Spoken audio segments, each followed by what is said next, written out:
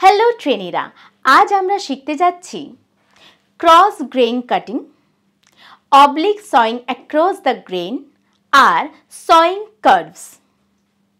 এই ভিডিওটির উদ্দেশ্য হলো এই সেশনের পরে আপনারা যা শিখবেন, ক্রস গ্রেইন কাটিং কিভাবে করা হয়, oblique sawing across the grain কিভাবে কার্ভ করতে হয়। চলুন কন্টিনিউ করি।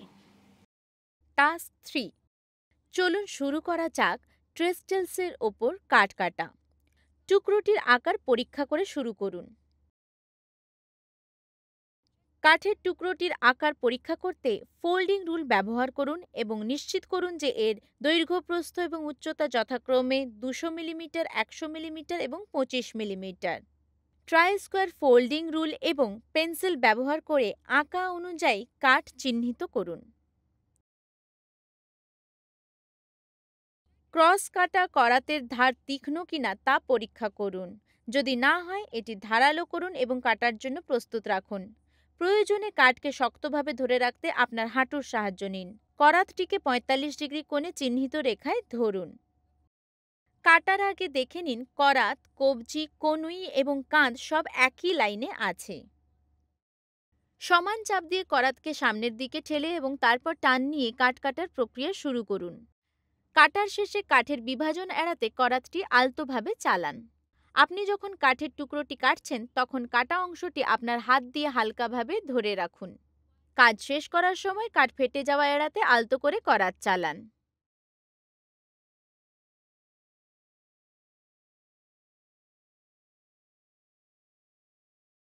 পরবর্তী 3টি লাইনের জন্য একই প্রক্রিয়া পুনরাবৃত্তি করুন।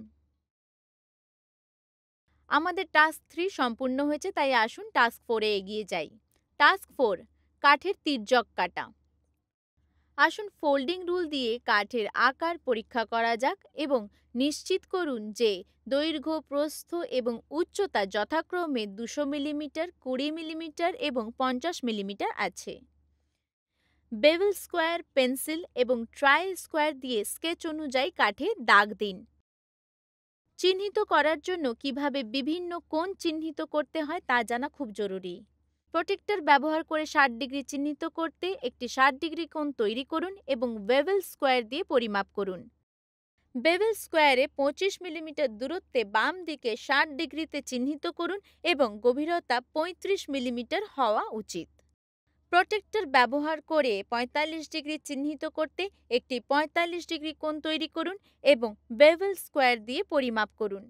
বেভেল স্কোয়ারে 50 মিলিমিটার দূরত্বে বাম দিকে 45 ডিগ্রিতে চিহ্নিত করুন এবং গভীরতা 40 মিলিমিটার হওয়া উচিত।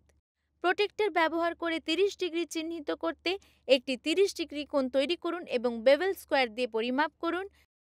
বেভেল স্কোয়ারে 75 মিলিমিটার দূরত্বে বাম দিকে 30 ডিগ্রিতে চিহ্নিত করুন এবং গভীরতা 30 মিলিমিটার হওয়া উচিত। কার্পেন্টার ওয়াইজে কাঠকে 50 মিলিমিটার পাশে দাঁড় করান।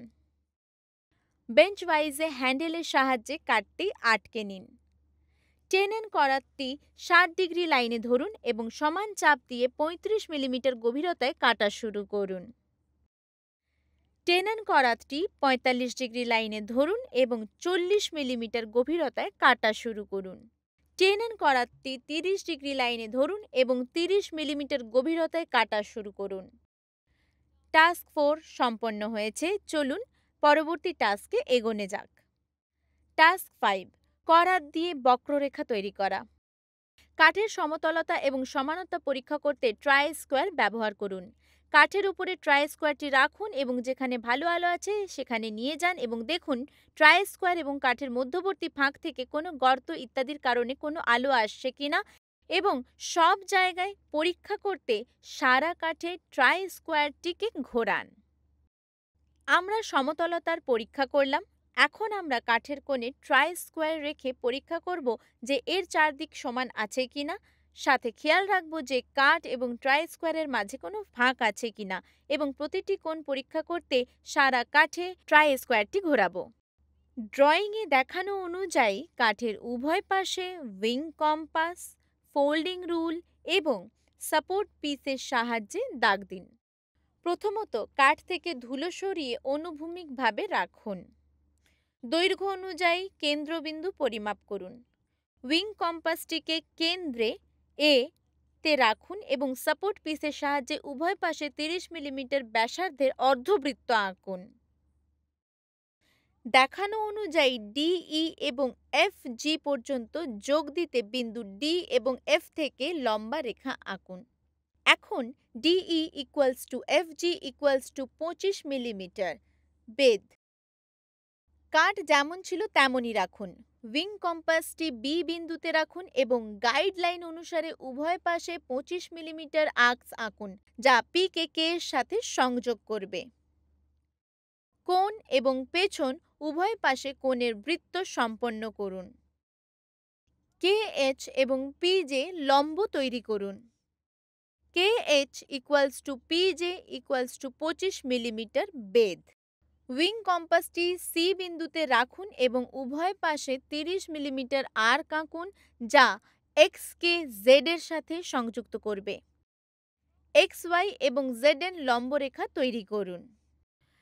150 মিলিমিটার পাশটি সামনের দিকে রেখে ওয়ার্ক বেঞ্চে কাঠটিকে জি ক্ল্যাম্পের সাহায্যে ধরুন। চিহ্নিত রেখায় করাত রাখুন। সামনের প্রান্ত থেকে অর্ধবৃত্তটি কাটা শুরু করুন। ডান ও বাম উভয় দিক থেকে অর্ধেক অংশ কাটুন এবং কম্পাস করাতের সাহায্যে এটি সম্পূর্ণ করুন। কাঠটি এমনভাবে ধরুন যাতে কোণ বি ওপরের দিকে থাকে। 30 মিলিমিটার ব্যাসার্ধের অবশিষ্ট চিহ্নিত রেখাগুলিতে কম্পাস করাত সেট করুন এবং যে কোনো সামনের প্রান্ত থেকে শুরু করে সাবধানে কাজটি সম্পূর্ণ করুন। এমনভাবে ধরুন যাতে 25 মিলিমিটার ব্যাসার্ধের সি কোণটি ওপরের দিকে থাকে। চিহ্নিত লাইনে করাত রাখুন এবং কাজটি সম্পূর্ণ করতে কম্পাস করাত দিয়ে ধীরে ধীরে কাটা শুরু করুন। এখন আমরা কার্ভ কাটার কাজ শেষ করলাম এবং এটা কিছুটা এমন দেখতে হওয়া উচিত। আমাদের 5 নম্বর টাস্ক সম্পূর্ণ হলো। রিক্যাপ। প্রথমে আমরা টাস্ক 3তে দেখেছি যেখানে আমাদের একটি ট্রাই স্কোয়ার ব্যবহার করে কাজটি চিহ্নিত করতে হবে। হাঁটু দিয়ে কাজটিকে ধরে রাখতে হবে। 45 ডিগ্রি কোণে করাত থাকবে আর যখন করাত দিয়ে কাটবেন তখন কাটা টুকরোটিকে মুক্ত হস্তে ধরে রাখবেন। টাস্ক 4এ আমরা দেখেছি কিভাবে বেভেল স্কোয়ার, পেন্সিল আর ট্রাই স্কোয়ার দিয়ে কাজটি চিহ্নিত করা হয় এবং কাজটিকে ভাইস দিয়ে নিরাপদ করে চিহ্নিত করা জায়গায় করাত চালানো হয়। টাস্ক 5এ আমরা দেখেছি কিভাবে কাঠের সমতলতা এবং চৌকত্ব পরীক্ষা করা হয়। একটি উইং কম্পাস, ফোল্ডিং রুল এবং সাপোর্ট পিস ব্যবহার করে চিহ্নিত করা হয়। কার্ভ সয়িংয়ের জন্য কম্পাস করাত ব্যবহার করে চিহ্নিত রেখা বরাবর করাত চালাতে হয়। আশা করি আপনারা এই সেশনে শেখানো সমস্ত কিছু বুঝতে পেরেছেন। অন্য ভিডিওতে দেখা হবে। ততক্ষণ পর্যন্ত আপনাদের জানাই ধন্যবাদ এবং বিদায়।